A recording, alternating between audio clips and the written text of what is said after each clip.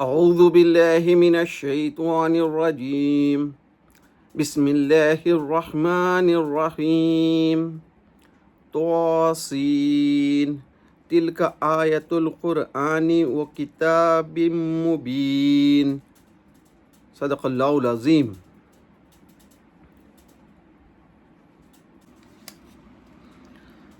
طاسین یہ قرآن اور ایک واضح کتاب کی آیتیں ہیں۔ یہ ہدایت اور بشارت ہے ایمان لانے والوں کے لیے جو نماز قائم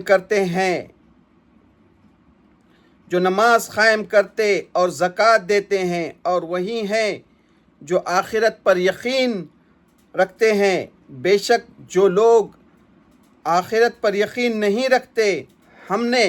ان کے لیے ان کے اعمال کو خوشنما بنا دیا ہے، سو جو بھٹکتے پھرتے ہیں یہی لوگ ہیں جن کے لیے بدترین سزا ہے، اور آخرت میں یہی سب سے زیادہ خسارہ اٹھانے والے ہیں۔ بے شک تمہیں یہ قرآن ایک حکیم وہ علیم ہستی کی طرف سے عطا کیا جا رہا ہے، یعنی محمد صلی اللہ علیہ وسلم کو یہ قرآن اللہ تعالیٰ کی طرف سے عطا کیا جا رہا ہے۔ یاد کرو جب موسیٰ نے اپنے گھر والوں سے کہا کہ میں نے ایک آگ سی دیکھی ہے، میں ابھی وہاں سے کوئی خبر لے کر آتا ہوں، یا تمہارے لیے آگ کا کوئی سلگتا ہوا انگارہ لے آتا ہوں تاکہ تم تاپ کر گرمی حاصل کر سکو۔ پھر جب وہ وہاں پہنچا تو آواز آئی کہ بابرکت ہیں وہ جو اس آگ میں ہیں اور جو اس کے ارد گرد ہیں، اور پاک ہے اللہ جو تمام جہان والوں کا پروردگار ہے۔ اے موسیٰ یہ تو میں ہوں اللہ زبردست و دانا، اور تو ذرا اپنا عصا زمین پر ڈال۔ پھر جب اس نے اسے اس طرح ہلتے ہوئے دیکھا گویا سانپ ہو تو پیٹھ پھیر کر بھاگا اور پیچھے مڑ کر بھی نہ دیکھا۔ اے موسیٰ ڈرو نہیں، میرے حضور رسول ڈرا نہیں کرتے، البتہ کسی نے ظلم کیا ہو پھر وہ برائی کے بعد اس کو بھلائی سے بدل لے تو بے شک میں اس کے حق میں معاف کرنے والا اور مہربان ہوں۔ اور تو اپنا ہاتھ اپنے گریبان میں ڈال تو وہ بغیر کسی بیماری کے سفید چمکتا ہوا نکلے گا۔ یہ ان نشانیوں میں سے ہیں جنہیں لے کر تمہیں فرعون اور اس کی قوم کے پاس جانا ہے، بے شک وہ بڑے نافرمان لوگ ہیں۔ پس جب آنکھ کھول دینے والی ہماری نشانیاں ان تک پہنچی تو انہوں نے کہا کہ یہ تو کھلا ہوا جادو ہے، اور ان لوگوں نے ظلم اور سرکشی کی وجہ سے ان نشانیوں کا انکار کر دیا، حالانکہ ان کے دل ان کی صداقت کے قائل ہو چکے تھے۔ پھر دیکھ لو کہ ان بگاڑ پیدا کرنے والوں کا انجام کیسا ہوا۔ سچ کہا اللہ نے۔ عزیز ساتھیوں، دوستوں، بزرگوں، ماؤں بہنوں، السلام علیکم رحمۃ اللہ وبرکاتہ۔ میں نے بھی آپ کے سامنے سورہ نمل کی پہلی آیت تلاوت فرمائی اور اس کے پہلے رکوع کا ترجمہ بھی آپ کے سامنے رکھا، جس میں 1 سے 14 نمبر کی آیتیں تھیں۔ سورہ نمل میں 93 آیتیں ہیں اور 7 رکوع ہیں۔ انشاءاللہ آج ہم اس کے پہلے رکوع کا حاصل مطالعہ آپ کے سامنے رکھنے کی کوشش کریں گے۔ سورہ نمل جو ہے یہ مکی صورت ہے۔ اس صورت کو سمجھنے کے لیے جس دور میں نازل ہوئی، مکے کے جو حالات تھے اس کو سمجھنا ضروری ہے۔ یہ صورت اس وقت نازل ہوئی جب اللہ کے رسول صلی اللہ علیہ وسلم مکے میں جب دعوت دے رہے تھے، تو 5 سے 6 سال گزر چکے تھے، یعنی حبشہ کے ہجرت کا واقعہ پیش آیا تھا۔ تقریباً 87 لوگوں نے حبشہ کی ہجرت کر چکے تھے، جس میں 80 قریش کے لوگ تھے اور 7 جو تھے دوسرے تھے۔ مکے میں صرف 40 مسلمان باقی تھے۔ اتنا ظلم ڈھا رہے تھے۔ مکے کے سردار جو ہے، قریش جو ہے، جو لوگ اللہ کے رسول صلی اللہ علیہ وسلم کی دعوت سے متاثر ہوتے تھے، ایمان لاتے تھے، ان کو مکے میں رہنا مشکل کر دیا تھا۔ ان پر ظلم و ستم حد سے زیادہ بڑھ چکا تھا، یہ برداشت کے باہر ہو چکا تھا۔ تو اللہ کے رسول صلی اللہ علیہ وسلم نے آپ کو کہا کہ آپ جو ہے حبشہ کی ہجرت کیجئے، وہاں ایک نیک و صالحہ بادشاہ تھا، آپ ادھر ہجرت کر دیجئے۔ اور جو لوگ ایمان لا رہے تھے، یہ کون لوگ تھے؟ یہ مکے کے سردار کے بچے تھے، ان کے بچیاں تھیں، ان کے بھتیجے تھے، ان کے پھوپھی تھی، کسی کے چاچا تھے۔ اتنا ظلم ڈھانے کے باوجود لوگ ایمان سے نہیں پھر رہے تھے، اور جو ایمان میں داخل ہو رہے تھے ان کا دائرہ بڑھتا ہی جا رہا تھا۔ ان کے جو قریبی رشتہ دار تھے، یہ اس سے متاثر ہو کر ایمان میں داخل ہو رہے تھے، یہاں تک کہ عمر رضی اللہ تعالیٰ عنہ جو ظلم ڈھاتے تھے، اسلامی دشمنی میں جو وہاں مکے میں ظلم ڈھاتے تھے، ان کے بھی دل جو ہے تو اسلام کی روشنی سے منور ہو گیا اور یہ بھی اسلام میں داخل ہو گئے۔ تو یہ حالات تھے۔ اس پس منظر کو ذہن میں رکھیے، اور اس صورت سے ہم کو آج کیا سبق ملتا ہے اس کو بھی ذہن میں رکھیے۔ آج کے حالات پر بھی نظر ڈالیے۔ آج بھی دنیا میں جو ظلم ہو رہا ہے، کبھی دہشت گرد کے نام پر مسلمانوں کو نشانہ بنایا جاتا ہے، اسلام دشمنی میں ملک کو تباہ و برباد کیا جاتا ہے، جو عراق سے شروع ہو گیا، عراق، شام، سیریا، افغانستان، فلسطین، اب جو ہے تو ایران پر آ گیا ہے۔ ایران میں کبھی ریجم چینج کے نام پر، کبھی پرمانو ہتھیار بنانے کے نام پر، یعنی ان کی اسلامی دشمنی کبھی کوئی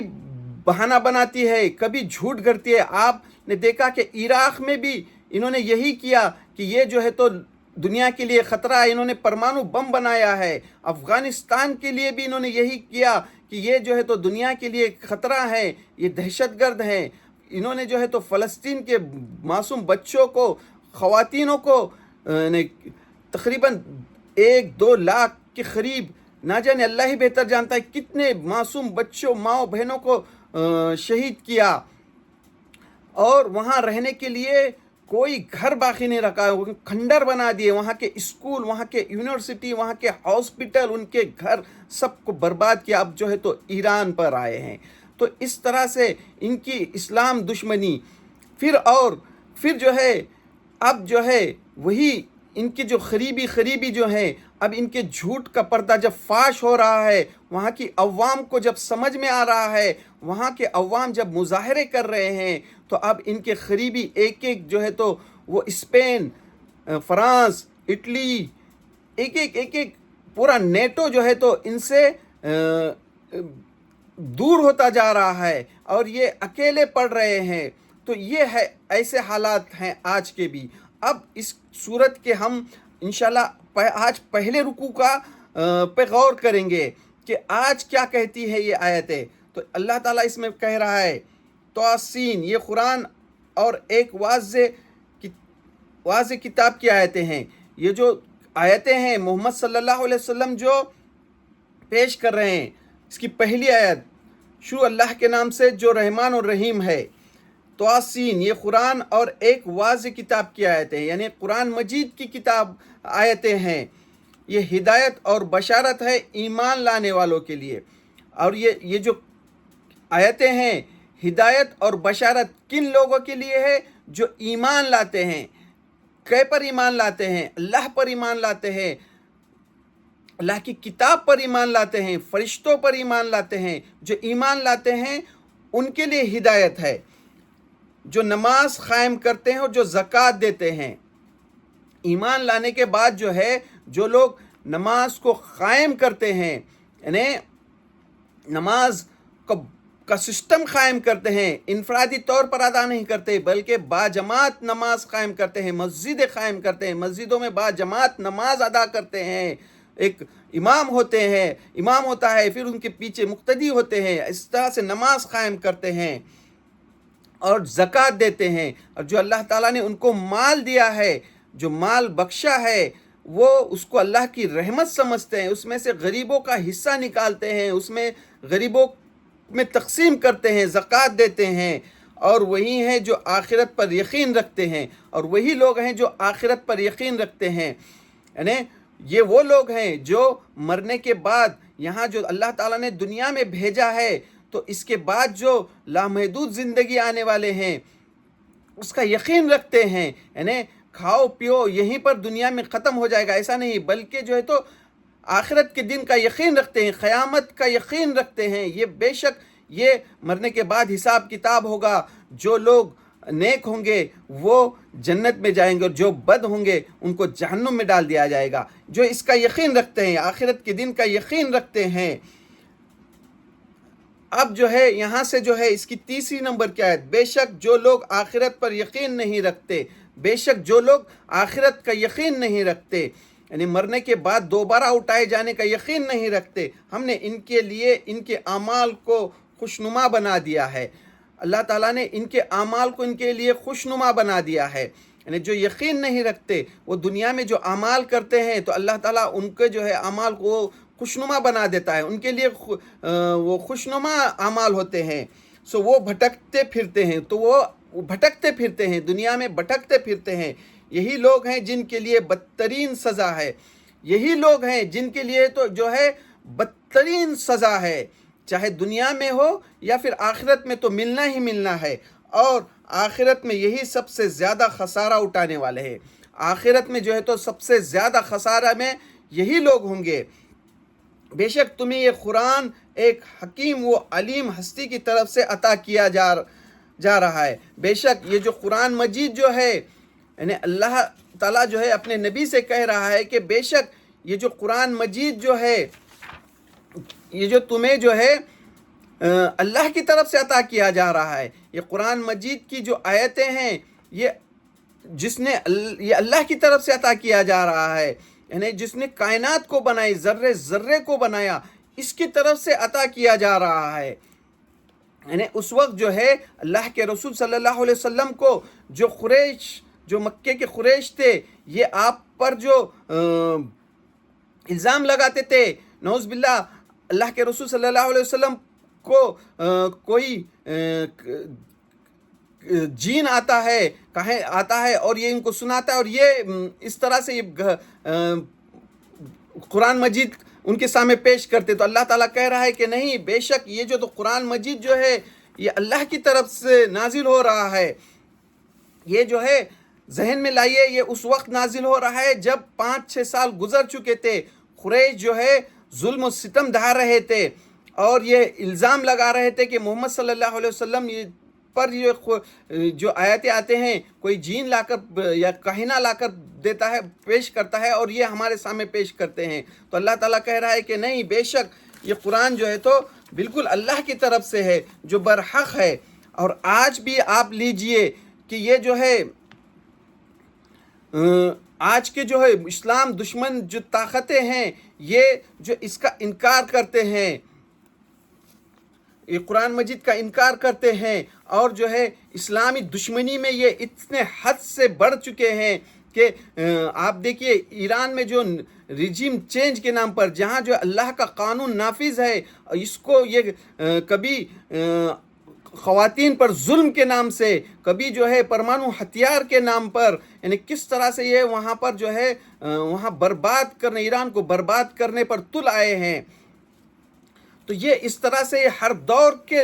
لوگوں کا یہی رویہ رہا ہے، جو ہر دھرم ہوتے ہیں، جو اسلامی دشمن ہوتے ہیں، ان کا یہی رویہ ہوتا ہے، تو یہ اس وقت یہ اللہ تعالیٰ جو ہے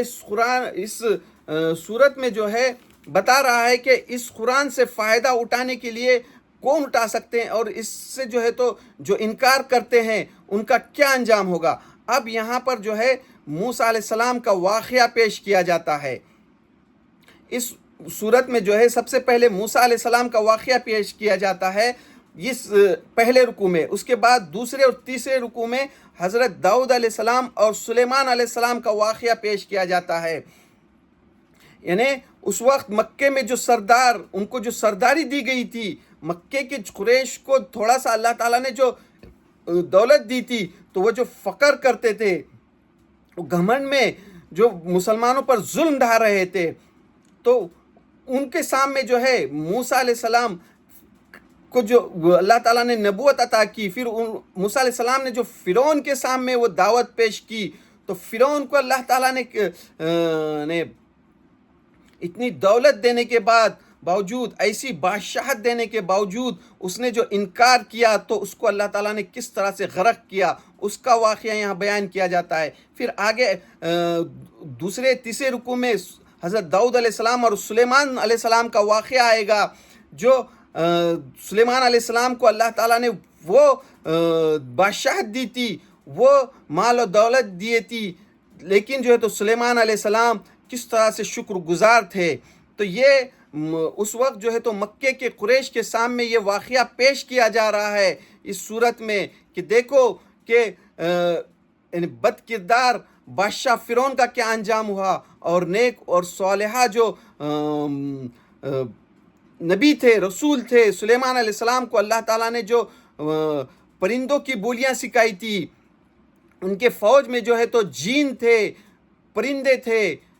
تو اس طرح سے ان کی جو ایک منظم فوج تھی، کیسی ان کو اتنے زبردست طاقت دینے کے باوجود وہ نیک اور صالحہ بندہ اللہ کا کس طرح سے شکر گزار بندہ تھا۔ اور آج تم دیکھو، تم کو جو اللہ تعالیٰ نے تھوڑی سی جو اختیار دیا ہے، سرداری دی ہے، تو تم ظلم و ستم ڈھا رہے ہو۔ تو آج بھی دنیا میں آج کیا سبق ہے؟ آج بھی وہ وقت کے فرعون جو ہے فرعون بنے بیٹھے ہیں، وہ امریکہ جو اسرائیل جو ہے اپنے آپ کو جو ہے دنیا کا سپر پاور کہہ رہے ہیں، اور جو ہے ظلم ڈھا رہے ہیں، جس نے عراق سے شروع کیا، عراق، شام، سیریا، افغانستان، پھر اس کے بعد فلسطین، غازہ کرتے ہوئے اب جو ایران پہ آئے ہیں۔ ان کو جو سپر پاور دی ہے اللہ تعالیٰ نے، ان کو جو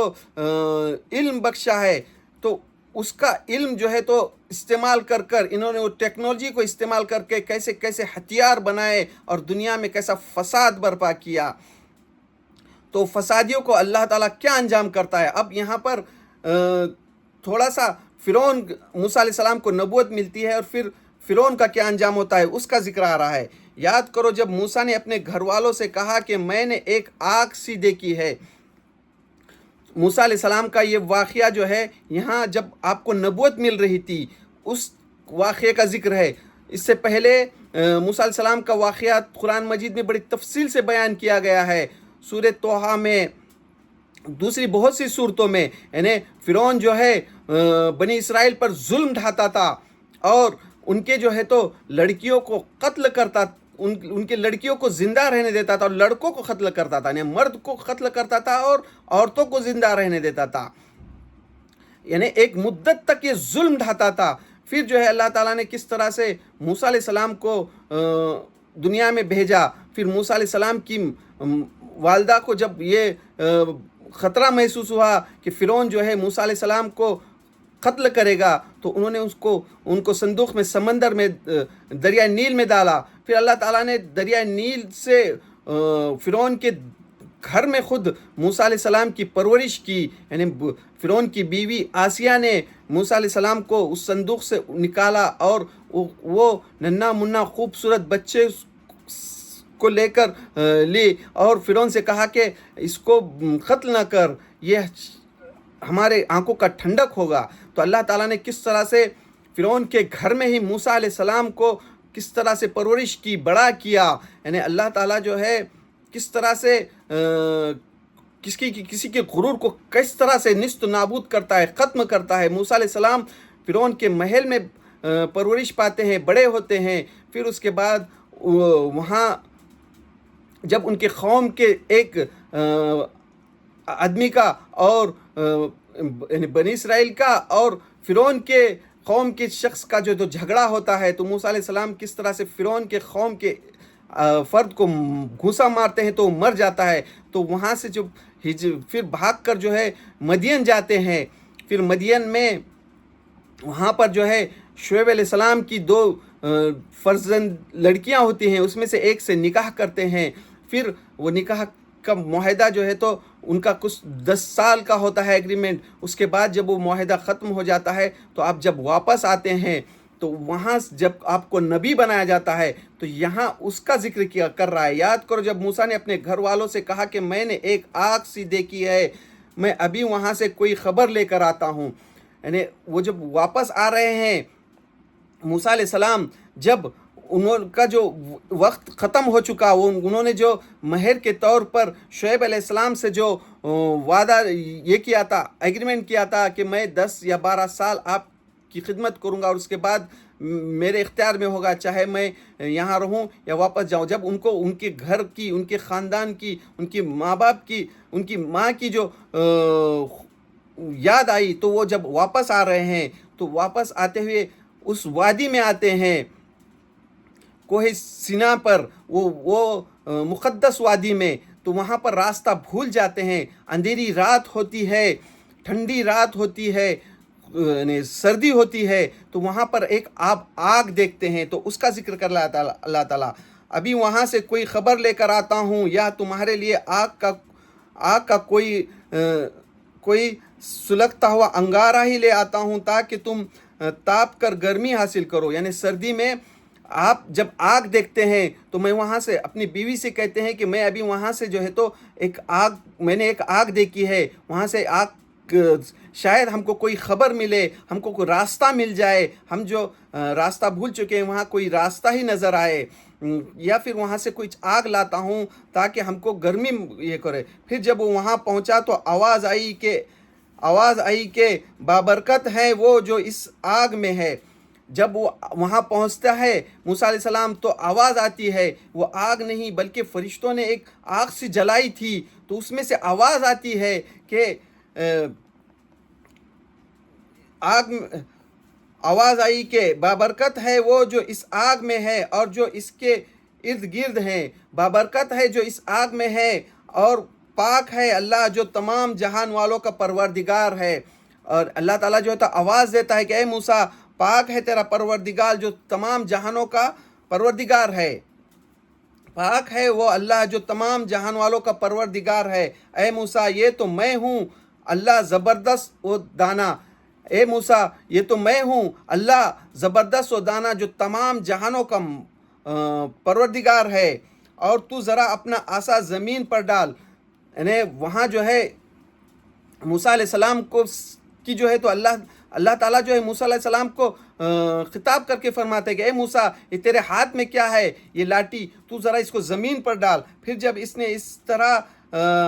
ہلتا ہوا دیکھا گویا سانپ ہو تو پیٹ پھیر کر بھاگا۔ یعنی موسیٰ علیہ السلام جب عصا اپنا زمین پر ڈالتے ہیں تو وہ ایک سانپ بن گیا، تو موسیٰ علیہ السلام پیٹ پھیر کر بھاگتے ہیں۔ پھر اللہ تعالیٰ کرتا ہے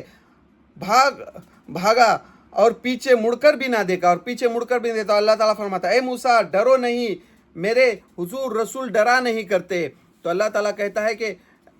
میرے حضور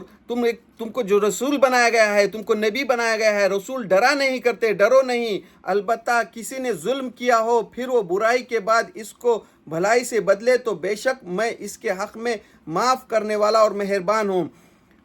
اللہ تعالیٰ کہتا ہے کہ البتہ جس نے ظلم کیا ہے یا پھر برائی کے بعد اس کو بھلائی سے بدلا تو بے شک میں اس کے حق میں معاف کرنے والا اور مہربان ہوں۔ اور اللہ تعالیٰ معاف کرنے والا مہربان ہے۔ اور تو اپنا ہاتھ اپنے گریبان میں ڈال تو وہ بغیر کسی بیماری کے سفید چمکتا ہوا نکلے گا۔ پھر دوسری جو نشانی جو تھی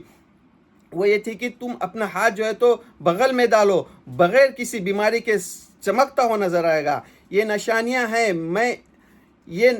یہ ان نشانیوں میں سے ہیں جنہیں لے کر تمہیں فرعون اور اس کے قوم کے پاس جانا ہے۔ اللہ تعالیٰ نے جو ہے آپ کو نبی بنایا اور یہ 2 نشانیاں دیے کہ آپ کا جو یہ عصا ہے اس کو اگر زمین پہ ڈالیں گے تو یہ سانپ بن جائے گا، اور جو ہے یہ ہاتھ آپ بغل میں ڈالیں گے تو چمکتا ہوا نظر آئے گا۔ تو یہ 2 نشانیاں لے کر فرعون کے پاس جا، یہ جو ہے تو بڑا سرکش ہو چکا ہے، بے شک وہ بڑا نافرمان لوگ ہیں، یعنی فرعون کی قوم جو ہے بڑی نافرمان ہے۔ پس جب آنکھ کھول دینے والی ہماری نشانیاں ان تک پہنچی تو انہوں نے کہا کہ یہ تو کھلا ہوا جادو ہے۔ جب یہاں پر جو ہے اب یہ ختم ہوتا ہے، یعنی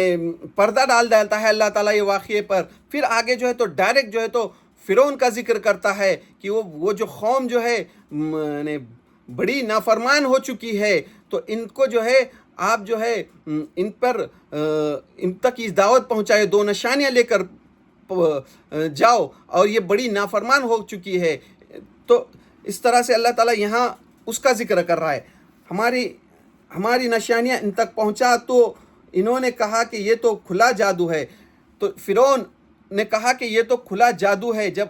موسیٰ علیہ السلام نے ان کو یہ 2 کھلی نشانیاں دکھائی تو انہوں نے کہا کہ یہ تو کھلا جادو ہے، اور ان لوگوں نے ظلم اور سرکشی کی وجہ سے ان نشانیوں کا انکار کر دیا، حالانکہ ان کے دل ان کی صداقت کے قائل ہو چکے تھے۔ پھر دیکھ لو کہ ان بگاڑ پیدا کرنے والوں کا انجام کیسا ہوا۔ تو اللہ تعالیٰ یہاں مختصر پورا واقعہ کو بیان نہیں کرتا، دوسری صورتوں میں اس کا تفصیلی واقعہ ہے۔ پھر اللہ تعالیٰ یہاں جو ہے ان نشانیوں کو جھٹلانے والوں کا کیا انجام ہوا یہ بتاتا ہے، یعنی فرعون کو اور اس کی جو قوم تھی جو فرعون کا ساتھ دی تھی، کس طرح سے ان کو جو ہے تو غرق کر دیا، دریائے نیل میں غرق کر دیا، سمندر میں غرق کر دیا۔ وہ کہتا ہے کہ ان کا جو دنیا میں بگاڑ پیدا کرے تھے تو دیکھ لو کہ ان کا کیا انجام ہوا، یہ بیان کرتا ہے اللہ تعالیٰ۔ یعنی اب اس کو سمجھیے، غور کیجئے کہ یہ کس وقت نازل ہو رہی ہے، جب اللہ کے رسول صلی اللہ علیہ وسلم مکے میں دعوت دے رہے ہیں، یعنی وہاں پر ظلم و ستم کا دور ہے، ان کے سامنے یہ واقعہ بیان کیا جا رہا ہے۔ دیکھو کہ دنیا میں جو ہے تو فرعون کو کس طاقت دی تھی تو اس کا کیا انجام ہوا، تو تم کیا چیز ہو۔ اور آج کیا سبق ملتا ہے، آج بھی جو دنیا میں بڑے فرعون بنے ہوئے ہیں، جو دنیا میں فساد برپا کرے ہیں، تو تم بھی سوچو کہ وہ جو فرعون، وقت کا بادشاہ، اس کو جو حکومت دی گئی تھی، یہ جو ظلم میں اتنا آگے بڑھ گیا تھا کہ یہ بنی اسرائیل کے جو ہے لڑکوں کو قتل کرتا تھا اور لڑکیوں کو زندہ رہنے دیتا تھا۔ ایک مدت تک اس نے ظلم ڈھایا۔ اللہ تعالیٰ جو ہے بہت لمبا پیریڈ لیتا ہے، یعنی یہ جو ایک پہلا فرعون یہ ظلم ڈھاتا تھا، پھر دوسرا فرعون یہ ظلم ڈھاتا تھا، پھر موسیٰ علیہ السلام پیدا ہوتے ہیں، پھر موسیٰ علیہ السلام بڑے ہوتے ہیں، فرعون کے گھر میں بڑے ہوتے ہیں، پھر اس کے بعد وہاں سے جو ہے تو ہجرت کر کے مدین جاتے ہیں، پھر واپس آتے ہیں، پھر وہاں موسیٰ علیہ السلام اور فرعون کی جو کشمکش ہوتی ہے، پھر بنی اسرائیل کو جو ہے فرعون جو ہے موسیٰ علیہ السلام کہتے ہیں کہ بنی اسرائیل کو ان کے ساتھ جانے کے لیے اجازت دیجیے، یعنی بیت المقدس کی طرف ہجرت کے لیے کہتے ہیں۔ اور یہ جو فرعون کا جو واقعہ ہے یہ مصر میں ہوتا ہے، یعنی مصر جو فلسطین کے قریب ہے، وہاں پر یہ موسیٰ علیہ السلام کا اور فرعون کا واقعہ پیش آتا ہے۔ یہ کوئی قصے کہانی نہیں ہے، آج بھی وہاں پر وہ جو فرعون کے جو محل ہیں آج بھی آپ دیکھ سکتے ہیں، وہاں موجود ہیں۔ تو یہ فرعون، یہ وہی قوم بنی اسرائیل، یعنی یہ بنی اسرائیل یہ آج جو ظلم ڈھا رہے ہیں، یہ بنی اسرائیل اپنے آپ کو یہ بنی اسرائیل کہتے ہیں، یہ وہی قوم ہے جو آج ظلم ڈھا رہی ہے۔ یہ فرعون نے جس پر ظلم ڈھایا تھا، پھر موسیٰ علیہ السلام نے ان سے بچایا، تو یہی قوم آج جو ہے امت مسلمہ پر ظلم ڈھا رہی ہے۔ تو انشاءاللہ اس کی آگے بھی تاریخ آئے گی۔ تو اس کے بعد جو ہے دوسرے اور تیسرے رکوع میں سلیمان علیہ السلام کا واقعہ بھی بیان کرتا ہے اللہ تعالیٰ۔ تو اس پہلے رکوع میں یہ سبق ہے کہ اس وقت جو ہے مکے کے جو قریش جو ہے تو ظلم ڈھا رہے تھے، وہ اس سے سبق لے، فرعون سے سبق لے۔ اور آج دنیا میں جو بڑے سپر پاور بنے ہوئے ہیں اور جو اسلامی دشمن میں حد سے زیادہ بڑھ چکے ہیں، کھلے عام جو ہے قتل عام کر رہے ہیں، یعنی آج بھی غازہ میں بھی قتل عام کر رہے ہیں اور فلسطین میں بھی قتل عام کر رہے ہیں، اور اب جو ہے یہ ایران پر آئے ہیں. تو اس طرح سے یہ جتنا ظلم ڈھائیں گے یہ بھی ہمیشہ باقی نہیں رہیں گے، کہ ایک اللہ تعالیٰ جو ہے تو ایک مدت تک ڈھیل دیتا ہے، پھر اللہ کی جب پکڑ آتی ہے تو ایک لمحے کے لیے بھی کسی اللہ نہیں چھوڑتا. جس طرح سے فرعون کو اس نے غرق کیا، تو اسی طرح سے بھی آج دنیا میں جو بڑے فرعون بنے ہیں ظالموں کو بھی اس طرح سے اللہ تعالیٰ ختم کرے گا. تو اللہ سے دعا، اللہ ہم جو قرآن مجید کو سمجھنے کی کوشش کر رہے ہیں، اللہ اس کی سمجھنے میں جہاں ہم سے غلطی ہو رہی ہے اس کو معاف کر دے، اور قرآن مجید کو سمجھ کر پڑھنے اور اس پر عمل کرنے کی توفیق دے. وآخر الدعوانا ان الحمد للہ رب العالمین.